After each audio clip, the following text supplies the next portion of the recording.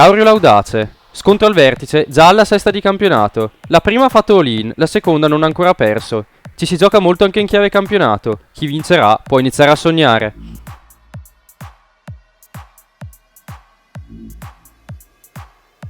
Cornazzi Tesino. Due squadre appaiate che non vivono un buon momento e necessitano di trovare delle conferme per andare avanti al meglio. Un trionfo può sicuramente aiutare.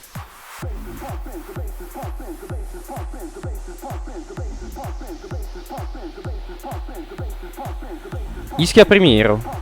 Sono 4 i punti a separare le due squadre, ma la classifica conta poco. La Cauriol è già piuttosto avanti. Per non perdere di vista la vetta, l'imperativo oggi è vincere.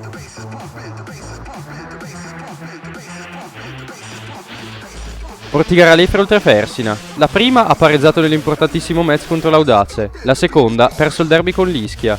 Chi riuscirà a tornare ai 3 punti?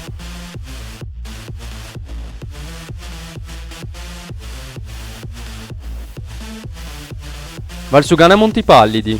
Le ultime due si sfidano in una partita che suona come campana di allarme per entrambe le squadre. Oggi si deve vincere. Chi riuscirà a lasciare le zone poco nobili della classifica?